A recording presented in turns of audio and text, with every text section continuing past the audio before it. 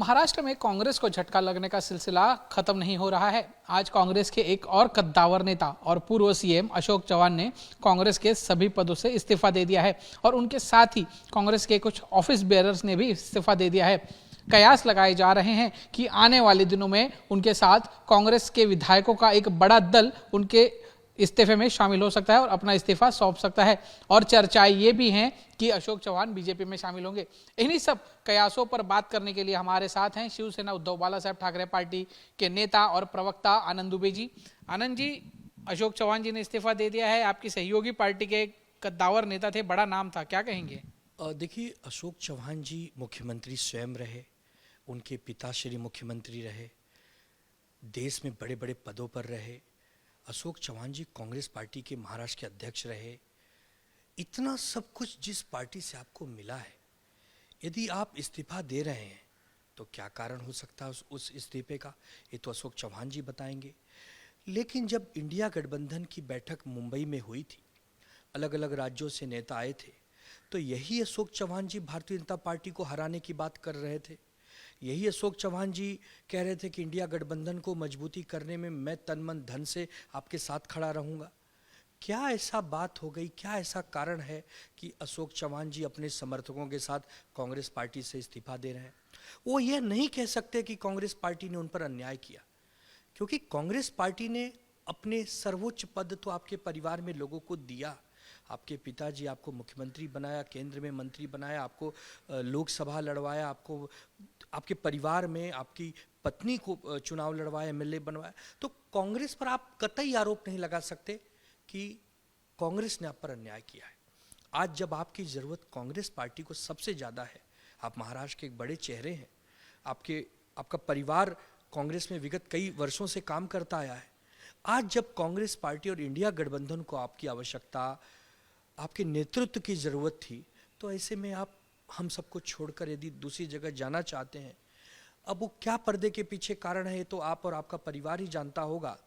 लेकिन आने वाली पीढ़ियां राजनीति में कैसे आप लोगों पर विश्वास करेंगी, क्योंकि राजनीतिक विचारधाराओं के लिए लड़ी जाती है। सत्ता आती हैं, जाती हैं, तोड़ जोड़ की राजनीति भारतीय जनता पार्टी करती होगी, उसको मुबारक भी हो। लेकिन जब आप एक निष्ठा की बात करते, एक लेगेसी की बात करते, एक परंपरा की बात करते हैं, और ऐसे समय में जब हम बिल्कुल भारतीय जनता पार्टी को हराने के दरवाजे पर खड़े हैं, आज भारतीय जनता पार्टी की स्थिति बहुत अच्छी देश में नहीं है, इसीलिए वो ये सब करना चाह रही है। पहले शिवसेना को तोड़ा, राष्ट्रवादी कांग्रेस को तोड़ा, और अब कांग्रेस को तोड़ रही है। तो अशोक चव्हाण जी जैसे नेता इसकी मोहरा न बने होते तो ये बहुत ही सुखद होता। खैर, अशोक चव्हाण जी एक वरिष्ठ नेता पार्टी के और राज्य के रहे हैं, तो उनको नई पारी के लिए हम शुभकामना ही देंगे। लेकिन एक बात तो तय है, भारतीय जनता पार्टी कितना भी जुगाड़ लगा ले, कितनी भी तिकड़म कर ले, हारना उसे तय है। महाविकास आघाड़ी ही जीतेगी, क्योंकि मैं बार बार पहले भी कहता था, फिर कह रहा हूं, नेताओं के जाने से पार्टियां कमजोर नहीं होती जब तक हमारा वोटर और कार्यकर्ता कहीं नहीं जाता। वोटर कार्यकर्ता आज भी कांग्रेस, शिवसेना और राष्ट्रवादी के साथ आत्मीयता के साथ जुड़ा हुआ है और वो कहीं नहीं जाएगा।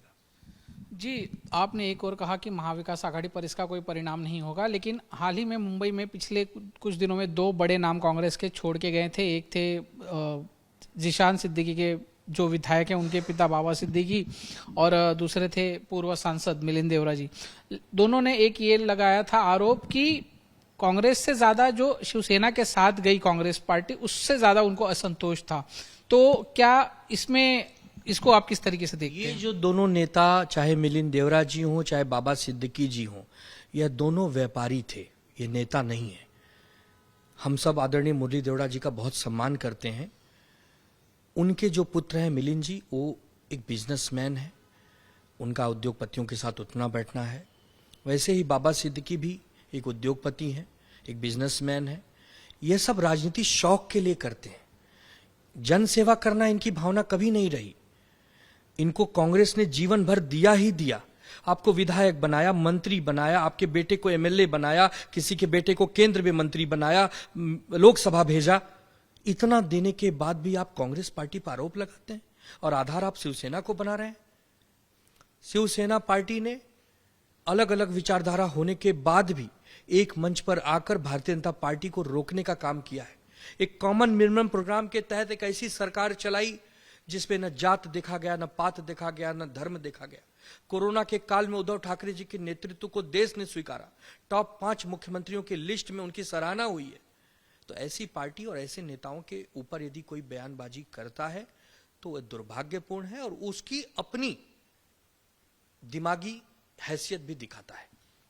आपने एक बात कही कि वोटर आपके साथ है, लेकिन वोटर अमूमन एक चेहरा देखता है और जिस पर वो वोट करता है।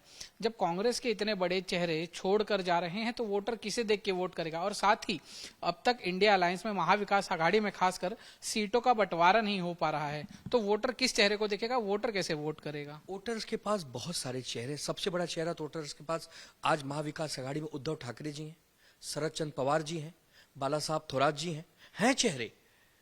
व्यक्तियों के आने जाने से दलों में कोई फर्क नहीं पड़ता।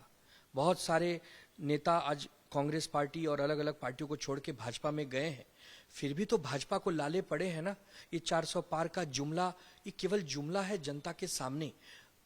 हकीकत यह है कि भारतीय जनता पार्टी को 200 सीटों से भी ज्यादा मिलने के आसार नजर नहीं आ रहे हैं। आपने अभी देखा ना कि बहुत सारे राज्यों में चुनाव हो रहे हैं, कर्नाटका, हिमाचल, तेलंगाना, कांग्रेस जीत ही रही है ना।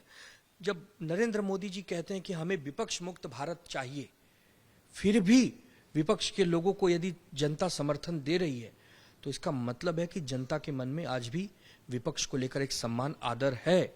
दुर्भाग्य तब होता है जब प्रधानमंत्री जैसे बड़े कद के नेता, जो कि कुछ दिन पहले कहते हैं कि हमें विपक्ष मुक्त भारत चाहिए, तो अशोक चौहान जी कांग्रेस से इस्तीफा दे देते हैं क्योंकि वो विपक्ष में है। तो विपक्ष को मुक्त कर रहे हैं स्वयं इस समय नरेंद्र मोदी जी और भारतीय जनता पार्टी के लीडर लोग। वो नहीं चाहते कि भारत में कोई और विपक्षी पार्टियां जिंदा रहें। एक तानाशाह का माहौल वो बनाना चाहते हैं। अहंकार अपने चरम पर उनके पास बैठा हुआ है। बट अंततः गत्वा तो अंत में हार तो अधर्म की होनी होती है।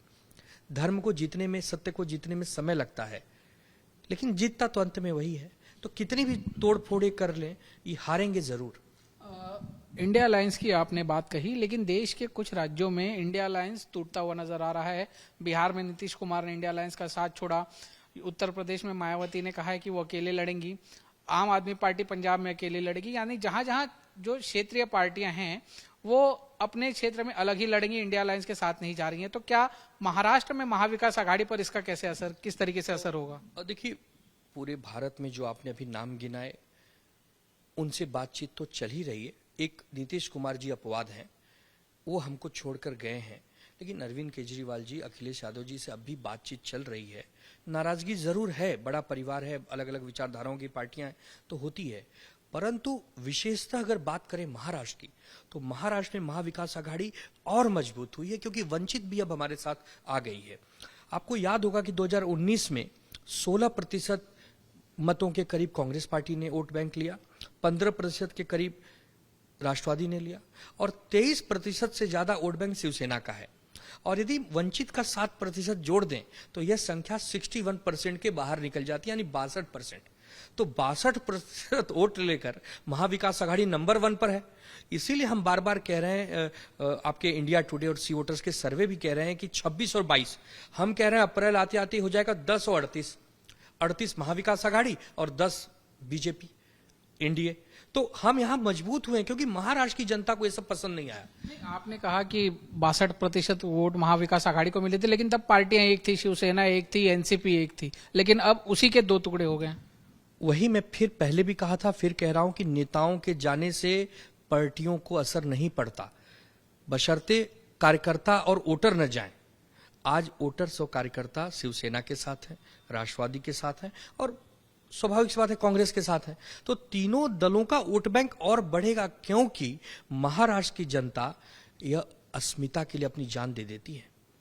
जिस प्रकार महाराष्ट्र की अस्मिता पर प्रहार हुआ है, आघात पहुंचा है, लोग बहुत दुखी हैं, लोग नाराज हैं। हमारे 13 करोड़ की जनता इस इंतजार में बैठी है कि जब भी चुनाव होगा, चुनाव में भारतीय जनता पार्टी और एनडीए को सबक सिखाए बिना जनता मानेगी नहीं। यही कारण है कि ये रोज चुनाव से भाग रहे हैं, लेकिन हमारे सौभाग्यवश ये कहां तक भागेंगे। लोकसभा के चुनाव तो आने ही है ना, उस चुनाव में आपको दूध का दूध और पानी का पानी दिख जाएगा। बिल्कुल। तो आने वाले लोकसभा चुनावों में दूध का दूध और पानी का पानी हो जाएगा, ऐसा साफ दावा जो है शिवसेना उद्धव बालासाहेब ठाकरे पार्टी के प्रवक्ता आनंद दुबे जी ने किया है और साथ ही कहा है कि जब तक वोटर और कार्यकर्ता साथ हैं तब तक लोगों के आने जाने से या नेताओं के आने जाने से पार्टियों को फर्क नहीं पड़ता। लेकिन आने वाले दिनों में उनका यह दावा कितना सच होता है ये देखना होगा। कैमरामैन राजू रेवनकर के साथ दीपेश त्रिपाठी, आज तक, मुंबई।